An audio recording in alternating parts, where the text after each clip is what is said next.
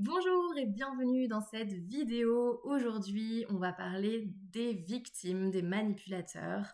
Je vais vous parler donc comment finalement le manipulateur en vient à choisir sa victime et ce de manière préférentielle. Effectivement, peut-être que tu te demandes pourquoi est-ce que c'est toujours toi qui te prend les pieds dans le tapis dans ce type de relation toxique avec des personnes qui te manipulent. Pourquoi est-ce que c'est toi finalement qui te fais avoir par ces personnes-là. Aujourd'hui justement, on va cerner qu'est-ce qui fait que on est plus facilement victime de la manipulation que d'autres personnes et de bien accentuer aussi sur le fait qu'effectivement le manipulateur ne va pas choisir au hasard sa victime, il va justement tenter de la cerner et savoir exactement du coup où frapper, quelles sont ses failles, puisque les failles qu'il va déceler chez cette personne, il va choisir de s'y engouffrer et de les utiliser à bon escient. C'est pas tellement le terme, mais en tout cas d'une façon à vous manipuler. Donc, dans cette vidéo, on va avoir trois parties essentiellement. Dans une première partie, on va détailler quelles failles rendent une personne vulnérable à la manipulation. Donc, je vous donnerai toutes les failles que j'ai moi cernées. Alors, c'est une liste non exhaustive. D'ailleurs, si vous avez d'autres failles qui vous viennent, vous pourrez les mettre en commentaire. Ensuite, en deuxième partie, on verra comment identifier ces vulnérabilités en soi-même, hein, parce que nécessairement, quand on n'a pas conscience qu'on a ces failles-là, on va possiblement plus facilement se retrouver pris au piège dans des relations perverses, des relations de manipulation, parce qu'en fait, on est comme manipulé par le fait qu'on ne se connaît pas soi-même. Donc l'autre va pouvoir user de notre méconnaissance. Et enfin, en troisième temps, on verra comment développer des outils intérieurs, donc se basant aussi sur la connaissance du coup de soi, de son histoire, de son vécu et de ses besoins qui viennent nourrir aussi justement certaines failles dans la relation pour ne plus tomber dans le piège des manipulateurs. Donc, je vous invite à vous abonner, restez bien jusqu'à la fin de cette vidéo. Si vous le souhaitez aussi, si vous me connaissez déjà un petit peu, je propose des rendez-vous de bilan relationnel de 15 minutes. Le lien est en description. Alors, partie 1. On va parler donc du profil de la victime. Ces derniers temps, je vous parlais beaucoup du profil du manipulateur, mais ce qui va, moi, m'intéresser davantage, c'est le profil de la victime, puisque c'est souvent les victimes que je reçois en consultation. Et qu'est-ce qui fait que finalement, elles ont été victimes, en fait, de ces manipulateurs, de ces techniques de manipulation. Donc, dans un premier point, j'ai pu déceler que l'une des failles dont le manipulateur va aller, enfin, dans laquelle va aller s'engouffrer le manipulateur, ça peut être petit 1, donc le besoin de reconnaissance. En effet, quand on a besoin de reconnaissance, c'est souvent qu'on a grandi dans un environnement où finalement on devait constamment prouver notre valeur pour se sentir aimé et accepté de nos parents, donc des personnes qui nous entouraient. Et ce besoin donc de reconnaissance, de validation extérieure, le manipulateur peut s'en servir. Et comment il va s'en servir? Finalement, en usant d'un stratagème plus particulier par rapport à ce besoin précis, c'est-à-dire qu'il va venir complimenter, il va venir encourager pour créer justement une proximité avec la victime qui a ce fort besoin-là et une certaine forme aussi déjà de dépendance émotionnelle. Ça, c'est quelque chose que de toute façon, vous pouvez garder à l'esprit. Le manipulateur veut rendre la victime dépendante de lui et sur un plan aussi émotionnel, en fait, affectif. Donc, si on prend un exemple par rapport à ce besoin de reconnaissance, dans une phrase qui pourrait être dite: «Ah, tu es la seule personne à me comprendre, tu es si spéciale».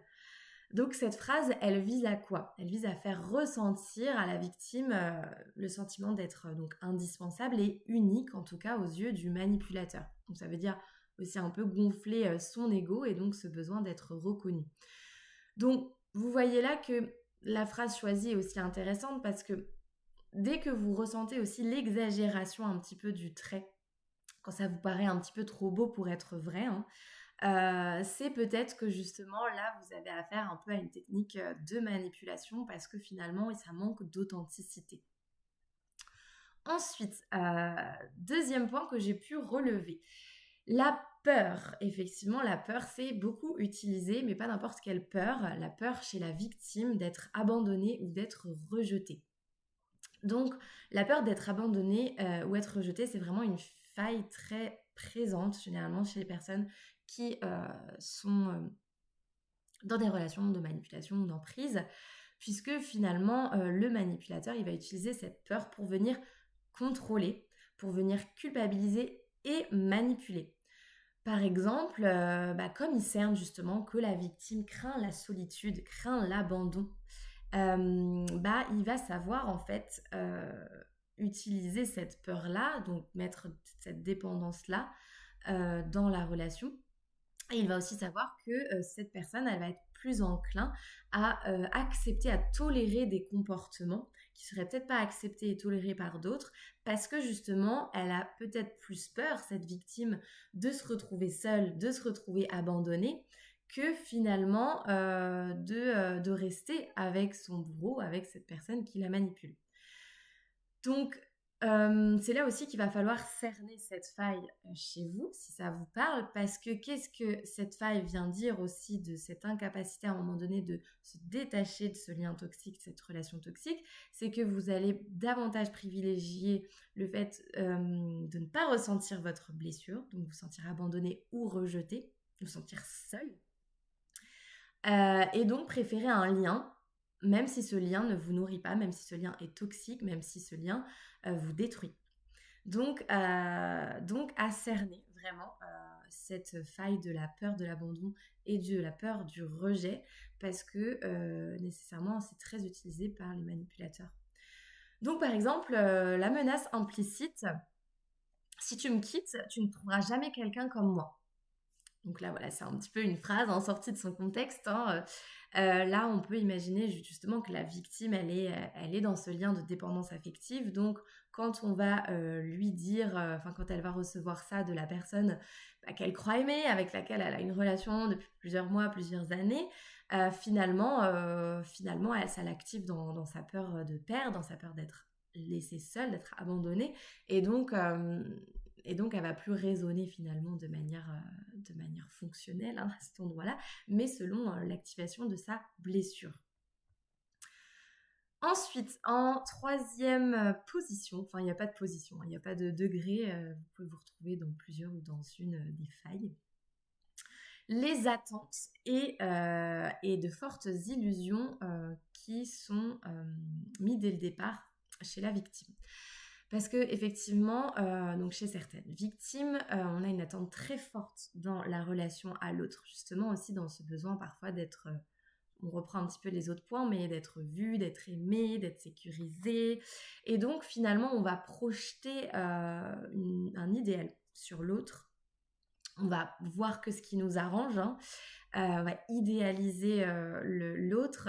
C'est une phase naturelle, hein, dans les relations amoureuses que d'idéaliser au début et d'avoir cette phase un peu fusionnelle. Mais là, dans les relations de pouvoir, de manipulation, ces attentes-là, elles peuvent justement vous desservir dans le sens où vous allez vous laisser aussi manipuler par vos propres illusions, vos propres attentes.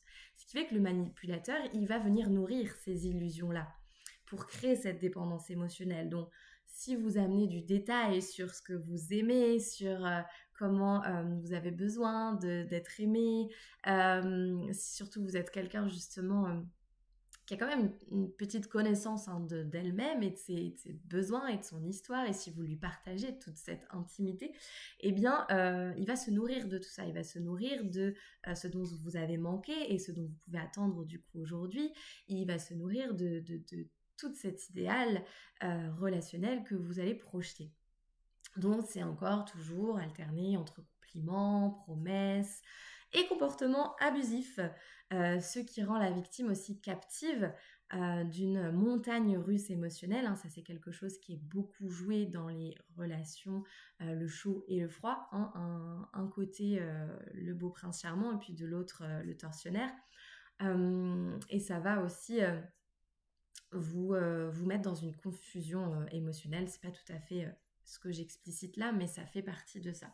Donc, cernez quelles sont vos attentes et dans quel domaine vous avez tendance à vous bercer d'illusions. Voilà, à croire tout le monde il est beau, tout le monde il est gentil.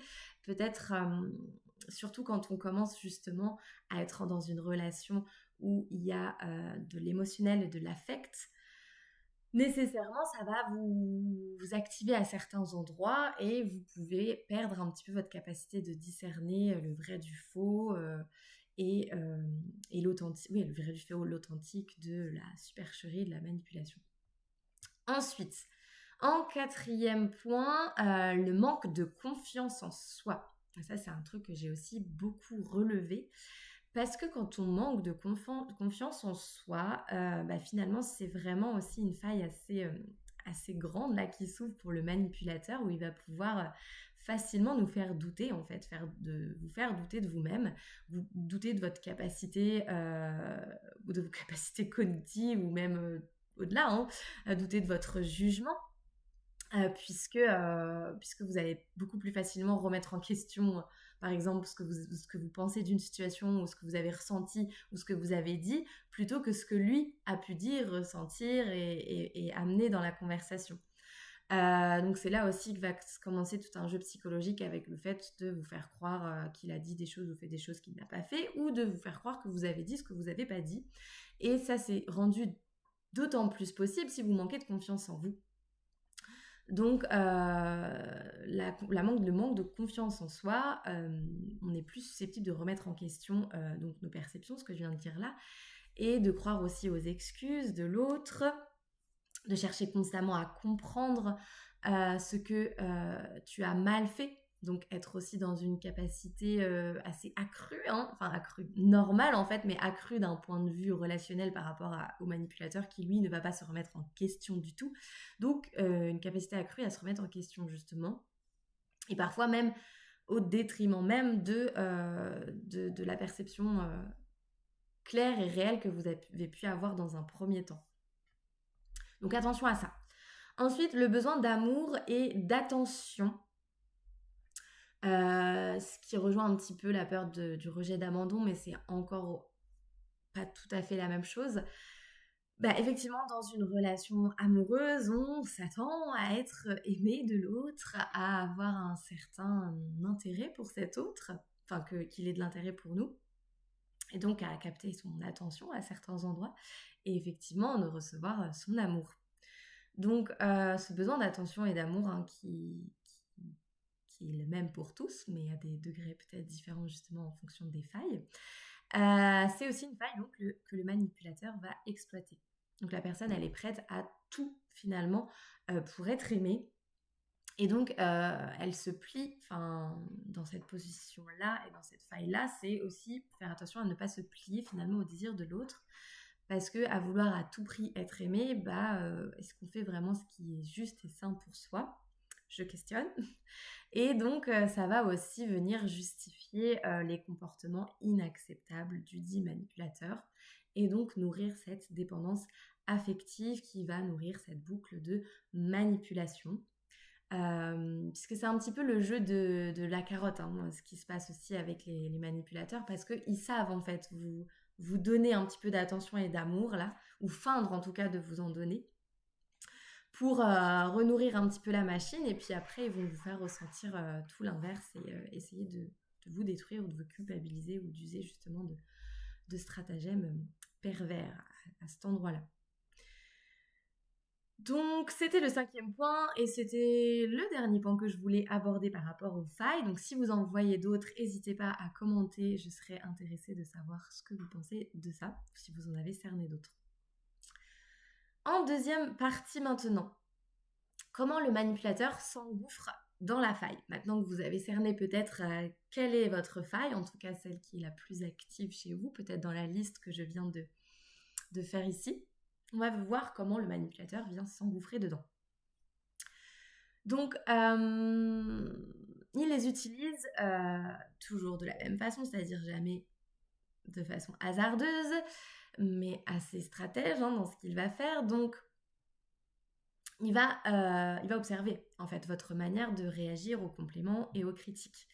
Il va venir sonder en fait où est-ce que sont vos failles, où est-ce que sont vos forces aussi, parce que souvent nos failles sont aussi à l'endroit de nos forces, hein. Ça peut être, en tout cas c'est ce que j'amène à faire comprendre aux personnes aussi que j'accompagne, hein, ce que vous avez peut-être vécu comme une faille jusqu'à présent, et peut-être aussi votre plus grande force, c'est-à-dire votre sensibilité, votre vécu, votre empathie.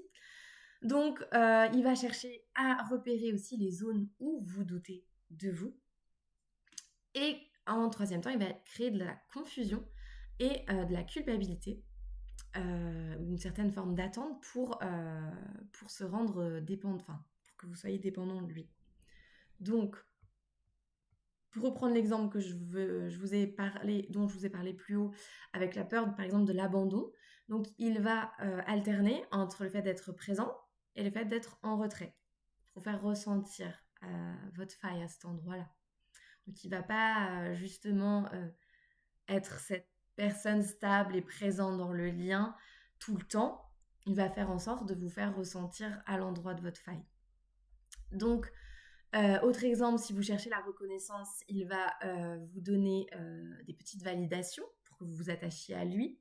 Il va vous reconnaître par endroits, peut-être pour mieux vous écraser derrière. C'est encore autre chose, mais c'est le jeu hein, qui joue avec vous, justement pour vous faire ressentir à l'endroit de cette faille, pour vous activer à cet endroit-là. Et donc, dans ces exemples-là, le but, c'est que vous vous remettiez constamment en question votre perception et vos limites, et que vous soyez de plus en plus dépendante de lui, en fait. Parce qu'il vient jouer ce rôle de nourriture, en fait, émotionnelle et affectif, là où vous avez un besoin, et en même temps, là où vous avez ce besoin, c'est là aussi qu'il va pouvoir vous faire mal. Quand il va justement vous priver de son amour ou se mettre en retrait, là où vous avez peur d'être abandonné. Bonjour. Je crois que vous devez percevoir ce que je vous explique là. Donc, en troisième et dernière partie, la prise de conscience de vos propres vulnérabilités. Et donc, pour ce faire, la meilleure des protections contre la manipulation est donc la connaissance de soi. Oui, parce que si vous avez conscience justement de quelles sont vos failles, de quelles sont justement les zones un petit peu plus en souffrance à l'intérieur ou un petit peu plus en besoin, en manque, vous allez nécessairement faire plus attention à ce que vous allez ressentir au contact des personnes que vous côtoyez et en l'occurrence aussi dans vos relations amoureuses. Alors que quand vous ne vous connaissez pas très bien, eh bien l'autre justement va pouvoir se servir de cette non-connaissance pour arriver à ses fins.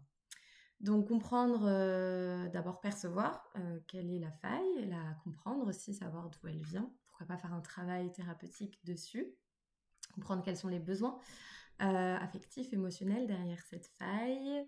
Donc questionner aussi sur vos illusions, vos dépendances, vos blessures d'enfance. Ça c'est tout un cheminement aussi que je vous invite à avoir. C'est très important, je trouve, de faire ce travail-là. En tout cas, c'est quelque chose que j'ai effectué pour moi-même et que je vous invite à faire aussi. Donc, je vous donne là quelques conseils pour commencer, et n'oubliez pas que si vous le souhaitez, vous pouvez prendre rendez-vous avec moi. Je vous offre 15 minutes d'appel relationnel, un appel bilan pour faire le point sur votre relation actuelle et voir quelles sont les clés de compréhension et de libération justement pour retrouver un petit peu de liberté d'agir et de confiance en vous aussi. Donc, le lien est en description. Donc, petit 1, identifiez vos besoins et vos émotions. Donc, prenez par exemple le temps de noter ce que vous ressentez. Quels sont vos déclencheurs aussi au niveau de ces failles. Quelles sont les réactions que vous adoptez justement quand vous êtes déclenché. Donc, si déclenché même positivement, hein, donc face aux compliments ou justement à l'inverse aux critiques, si on prend l'exemple du besoin de reconnaissance.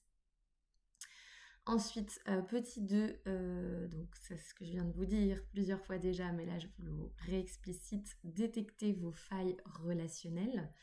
Donc, qu'est-ce qui vous rend dépendant de l'autre, affectivement parlant? Qu'est-ce que l'autre va pouvoir vous donner, que vous n'avez pas déjà, en tout cas que vous n'avez peut-être pas la conscience d'avoir en vous-même? Quelles sont les peurs et les illusions qui influencent aussi vos décisions dans le couple? Ensuite, en troisième conseil, développer votre esprit critique et votre capacité de discernement. Ça, c'est quelque chose qui est très, très, très important parce qu'il faut voir vraiment l'être humain comme un empilement de différentes strates. Donc, vous avez le niveau très primaire, en fait, très, très instinctif, très animal, où vous avez vos besoins premiers de vous nourrir, de vous reproduire. Ensuite, vous avez vos besoins un peu plus affectifs, relationnels, émotionnels, donc qui sont liés à votre besoin d'appartenance, d'être en lien avec les autres, de reconnaissance. Et donc, du coup, là, il y a d'autres choses qui vont s'activer à cet endroit-là.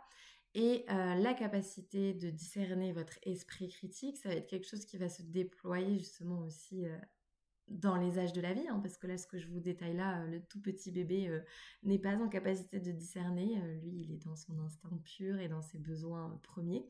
Donc, c'est aussi en grandissant aux différents âges de la vie qu'on va commencer à pouvoir travailler sur ce qui est de la matière plus de l'esprit, la capacité réflective,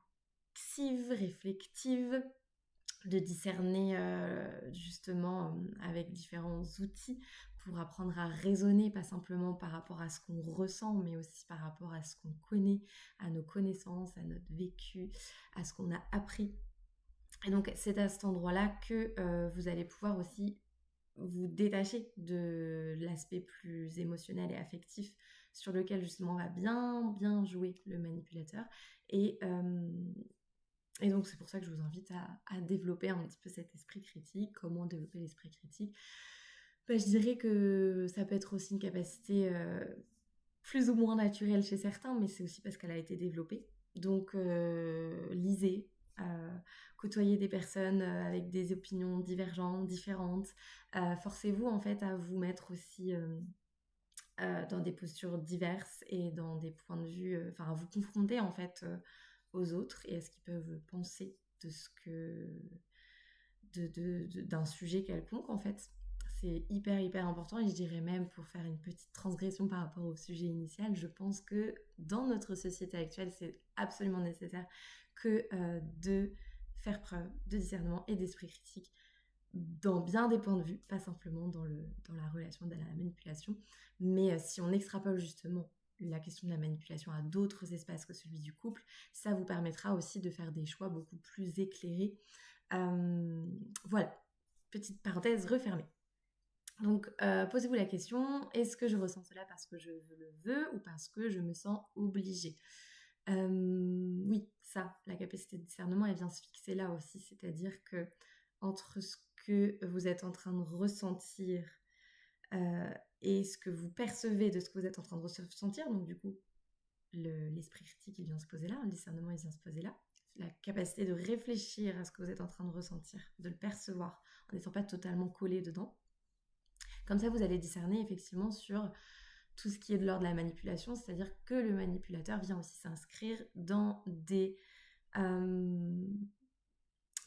conduites pour vous induire certaines émotions, pour vous faire ressentir certaines choses à certains endroits et pas à d'autres aussi. Parfois, ça peut être aussi vous inviter à ne plus ressentir à d'autres endroits.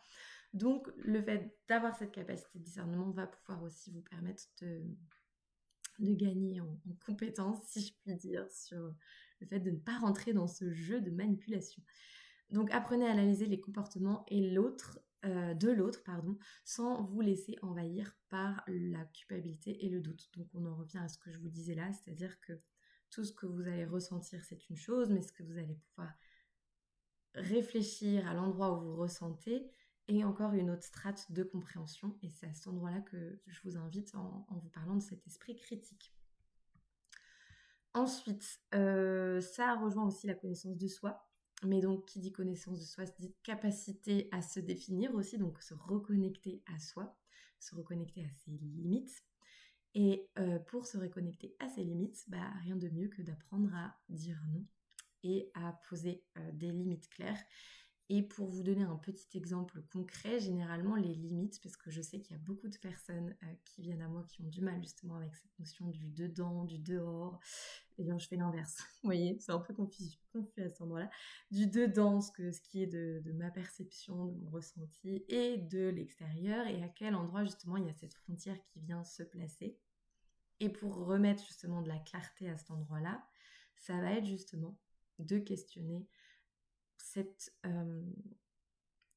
capacité de vous faire confiance en fait par rapport à ce que vous ressentez, là où vous vous sentez culpabilisé, là où vous sentez que vous n'avez pas été respecté, de pouvoir aussi prendre conscience que là où vous ne êtes peut-être pas respecté aujourd'hui, c'est aussi les endroits où vous avez du mal à mettre une limite, à dire non, à poser de façon claire un non.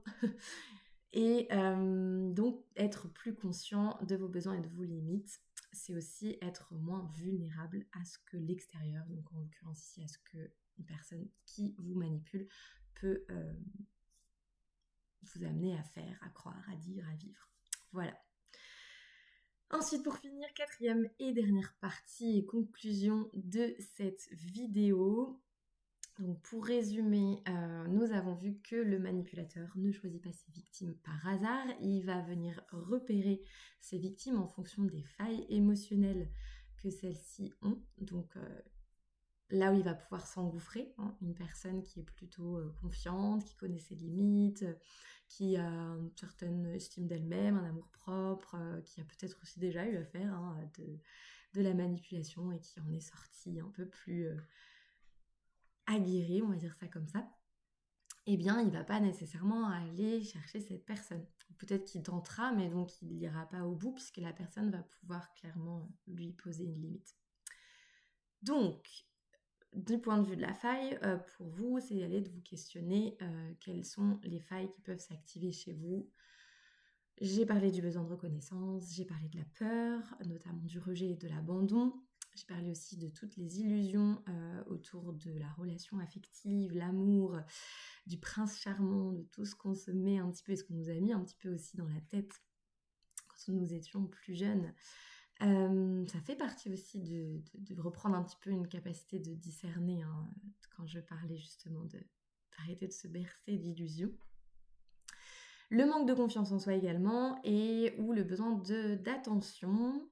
Et ensuite, nous avons vu la clé, ou même les clés justement, pour ne plus tomber dans ce piège et se connaître mieux soi-même, davantage se connaître pour mieux comprendre ses émotions et venir travailler sur ses limites et sur le déploiement de la confiance en soi. Confiance en soi qui passe aussi par la confiance dans vos ressentis, dans vos perceptions, et de comprendre aussi que si vous ressentez quelque chose à un moment donné dans une interaction avec quelqu'un et si ça se réactive régulièrement, si votre intuition, si votre sensation corporelle vous dit de fuir ou vous dit qu'il y a quelque chose qui ne va pas, c'est faire confiance aussi, apprendre à faire confiance à ça plutôt que de le mettre de côté ou même justement faire passer ça pour voilà, la fatigue ou quelque chose qui vous détourne de la matière que votre corps, votre ressenti est en train de vous amener. Donc, c'est un processus de conscientisation et de reconstruction progressive, mais c'est tout à fait possible. Plus vous allez apprendre à vous connaître, à mieux discerner et analyser et protéger votre espace intérieur, votre espace émotionnel, plus moins vous serez enclin justement à vous faire manipuler. Et donc pour aller plus loin, j'ai la possibilité donc de vous écouter, de vous proposer un rendez-vous de 15 minutes avec moi. Je vous mets le lien juste en dessous en description, ce qui vous permettra de pouvoir me partager un petit peu plus votre histoire et ce qui vous pose problème aujourd'hui dans votre relation ou dans vos relations, afin de vous donner des outils pour agir plus concrètement. Voilà. Donc, je vous remercie pour votre confiance et je vous dis à très bientôt. Et souvenez-vous, la connaissance de soi est votre meilleur bouclier contre la manipulation. À très bientôt.